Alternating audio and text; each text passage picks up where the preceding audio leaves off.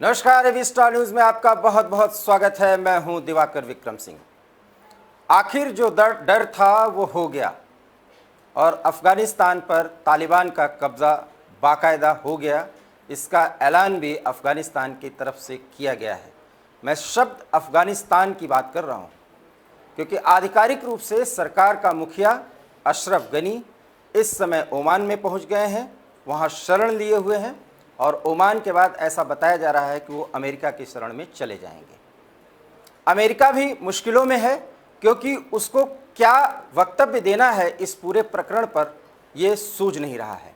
Biden प्रशासन की आगे की कार्रवाई क्या होगी ये भी आने वाला समय बताएगा, लेकिन कुछ ऐसी भी तस्वीरें आ रही हैं जिसमें दिख रहा है कि अमेरिकन सैनिक तालिबानियों पर फायर कर रहे हैं।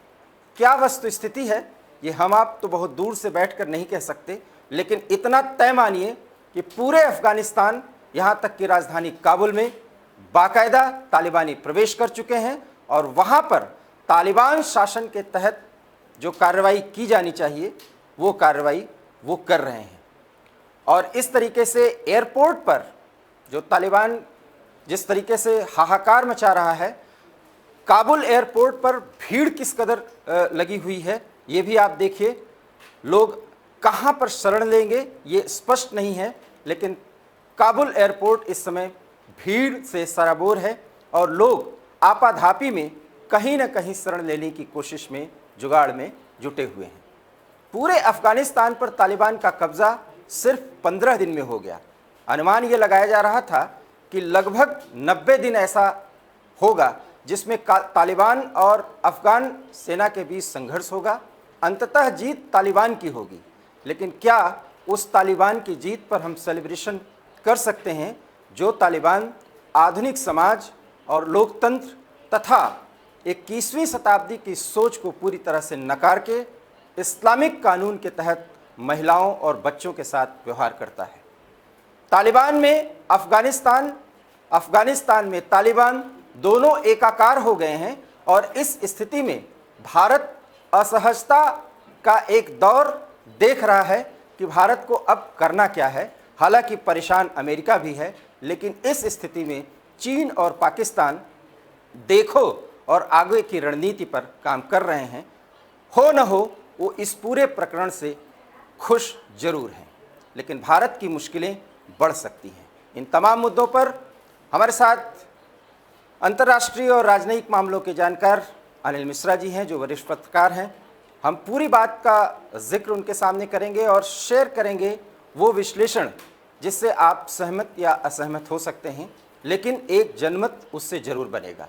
अनिल जी, आपका बहुत बहुत स्वागत है। क्या कहना चाहेंगे आप? मैं आपको बता दूं कि तालिबान वो 2020 का जो तालिबान है 2021 का जो तालिबान है वो 2002 के तालिबान से बहुत अलग है। इनके पास अच्छी खासी फंडिंग है, जो मादक पदार्थों से जितना कुछ इकट्ठा किया है वो सब अब तालिबान के पास है। तो तालिबान जो है वो कोष के संदर्भ में अगर देखा जाए तो बहुत मजबूत है, उसको फंडिंग बहुत प्रॉपर है। ठीक है, चीन और पाकिस्तान कर रहे हैं।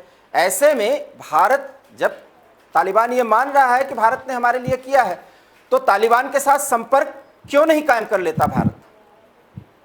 नहीं, देखिए इसका बहुत सीधा सा जवाब, देखिए इसमें समझने वाली बात है।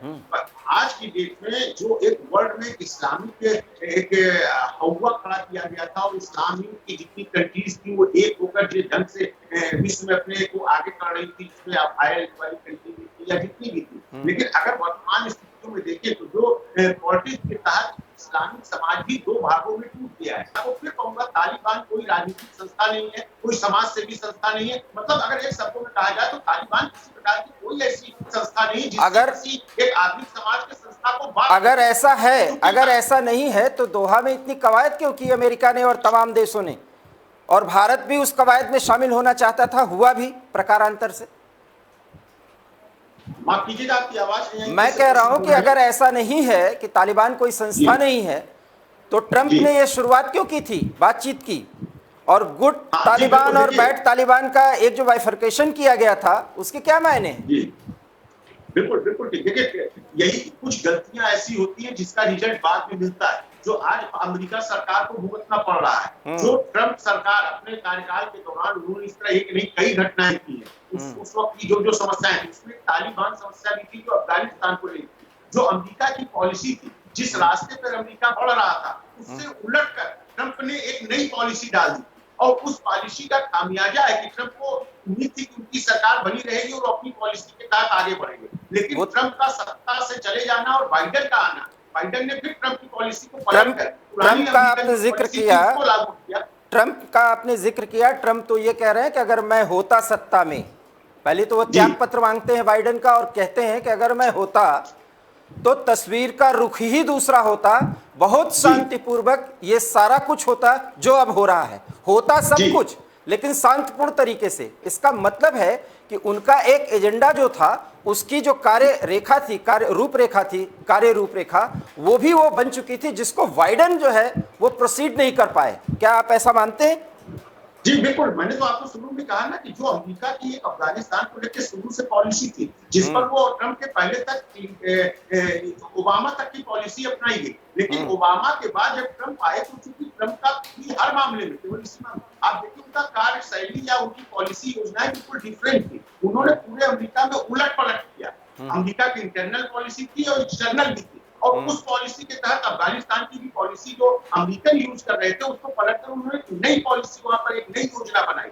लेकिन अब ये उसका दुर्भाग्य कहिए या सौभाग्य कि जो ट्रंप को उम्मीद थी कि वो दोबारा सत्ता में फिर आएंगे, लेकिन वो ट्रंप हार गए, जिसके कारण 4 साल के कार्यकाल के दौरान में ही बार बार योजनाओं का अदलना बदलना और बाइडेन कहा कि पुरानी पॉलिसी में चले जाना, वो अधूरी की अधूरी रह गई। वो सही साबित होगी या गलत हो तो बाद में पता चलता। चलिए हम आपसे चलती हुई गाड़ी खड़ी हो, हम आपसे ये सवाल किए लेते हैं कि अगर गलती हो गई तो क्या अमेरिका फिर से सुधारेगा क्या? क्योंकि खबर के मुताबिक अमेरिकी सैनिक अभी गोलियां चलाते हुए उनके विजुअल्स आ रहे हैं। और दूसरी बात, अफगानिस्तान के काबुल एयरपोर्ट पर ये जो भीड़ देखी जा रही है, ये आपाधापी क्या एक बड़े शरणार्थी समस्या की ओर तो इंगित इशारा नहीं कर रही है? बिल्कुल ठीक है। देखिए अमेरिका शांत बैठने वाला नहीं, क्योंकि अमेरिका अगर अफगानिस्तान में चुप हो जाएगा तो ये अमेरिका के लिए बहुत घातक होगा। मैंने स्टार्टिंग में आपको बताया कि इसके पीछे 2 लोग बहुत बड़ा गेम खेल रहे हैं, 2 कंट्री। एक उसमें पाकिस्तान है जिसका कोई बहुत अस्तित्व नहीं देखा जाता, लेकिन उसके पीछे जिसने हाथ लगा रखा है चाइना। चीन का जो एक पॉलिसी है, ये कहीं ना कहीं चीन की पूरी योजना एक तरह से आप देखें पटाक्षेप हो रहा है उसका। अगर चीन को रोकना है तो अमेरिका को इसमें हाथ लगाना पड़ेगा। निश्चित रूप से बाइडेन अब एक नई योजना के तहत जो आप कह रहे हैं कार्य, वहां पे गोलीबारी कर रहे हैं, गोलीबारी से लेके वो हवाई आक्रमण भी कर रहे हैं वहां पर। लेकिन ट्रंप, आपको बता दूं, चूंकि काबुल में अब तालिबान प्रवेश कर गए हैं, सूरत हाल है, एवी स्टार के दर्शकों को भी मैं जानकारी देना चाहता हूं कि तालिबान कल ही रात अफगानिस्तान में प्रवेश कर चुके हैं, काबुल राजधानी में, और वहां पर पूरी तरीके से इमारतों पर उनका कब्जा होता जा रहा है। साथ ही साथ सरकार के जितने भी संस्थान हैं उस पर उनका कब्जा हो चुका है। इसके साथ ही साथ जितने भी प्रमुख इमारतें हैं उस पर कब्जा होता गया है। मैं आपको जानकारी देना चाहूँगा अनिल जी, अभी हमारे एक सहयोगी हमको जानकारी दे रहे थे कि अमेरिकी सेना ने गोली भीड़ पर चलाई है। वो भीड़ जो हो सकता है तालिबान का स्वागत कर रही हो, एक बड़ी विडंबना है, एक बड़ा विरोधाभास है। स्थिति वस्तु स्थिति है क्या? नहीं, देखिए स्थिति बिल्कुल साफ है कि अफगानिस्तान में ही 2 विचारधाराएं बराबर चलती हैं। जैसा कि लगभग देशों में आता है, वहां राजनीतिक सोच होती है, लेकिन यहाँ पर अगर इसको राजनीतिक सोच कहा जाए शायद गलत होगा, लेकिन 2 तरह के लोग वहां पर भी हैं। एक जो तालिबान के समर्थक हैं, जो इस्लामिक कट्टरता के पूरे साथ खड़े होते हैं, लेकिन एक लोकतंत्र कहिए या समाजवाद कहिए या एक सभ्य समाज की तरह आगे बढ़ना चाहते हैं। वहां पर भी 2 वर्ग हैं। तो उन दोनों वर्गों की जो एक आपसी वैचारिक स्थिति है, उनमें हमेशा टकराव होता रहता है। लेकिन जो सब जी, मैं आपको एक जानकारी देना चाहता हूं कि काबुल एयरपोर्ट पर भीड़ अनियंत्रित हो रही है, काबुल के सार्वजनिक स्थानों पर भीड़ अनियंत्रित हो रही है, और अमेरिका की सेना जो सितंबर तक जानी थी, अभी कुछ सेना वहां रह रही है जो राजधानी काबुल में, वो भीड़ को कंट्रोल करने के लिए गोलियां चला रही है। बहुत ही खराब स्थिति, भयावह स्थिति है। एक तरफ तालिबान का कहर, दूसरा तालिबान को कंट्रोल करना और वहां की भीड़ को कंट्रोल करना, बहुत असहज स्थिति है। काबुल अब एकदम राम भरोसे है। अमेरिका के अभी लगभग 3000 सैनिक अफगानिस्तान में बचे हुए हैं, जिनको अमेरिका वापस एक स्टेप ले जाना चाह रही थी। लेकिन पिछले 20 दिनों में जिस तरह से स्थितियां बड़ी तेजी से बदली है, जिसको उम्मीद शायद इस पटल पर इतनी तेजी से स्थिति बदलेगी किसी को उम्मीद नहीं थी। उन बदली हुई परिस्थितियों में अब अमेरिका अपने आप को एडजस्ट नहीं कर पा रहा। वो एक तरफ जनता को भी संभालना चाह रहा, दूसरी तरफ तालिबान से मोर्चा भी लेना चाह रहा, तीसरी तरफ वो सरकार के साथ खड़ी थी। लेकिन अब यहाँ पर देखिए स्थिति ऐसी बदली है कि अफगानिस्तान की सरकार ने सरेंडर कर दिया। अशरफ गनी साहब देश छोड़कर चले गए। हाँ, ओमान पहुंच गए हैं।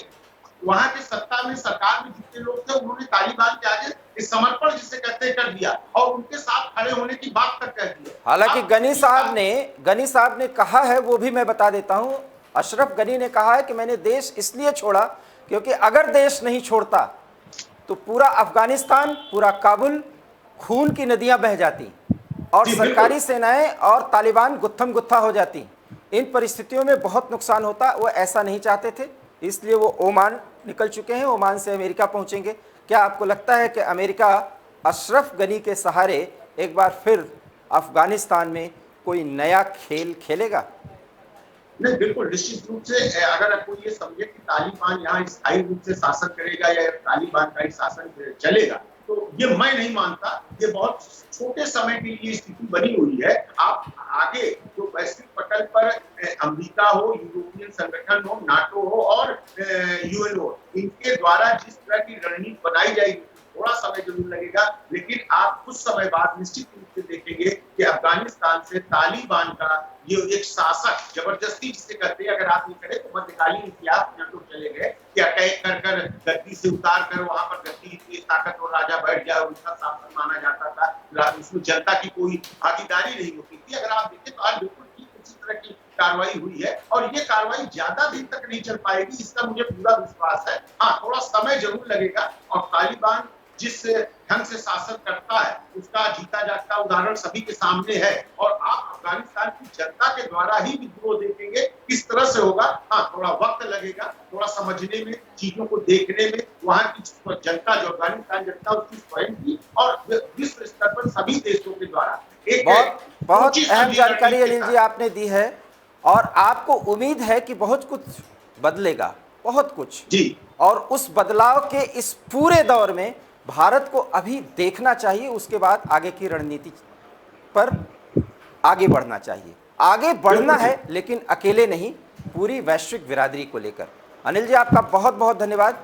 तो देखा मित्रों, अफगानिस्तान पूरी तरह से तालिबान के कब्जे में जा चुका है और वहाँ महिलाएं और बच्चे तालिबानियों के रहम पर अब जीने को मजबूर हैं।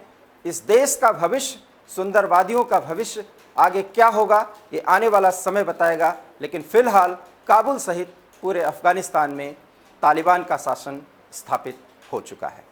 बहुत बहुत धन्यवाद। देखते रहिए AV स्टार न्यूज़। नमस्कार।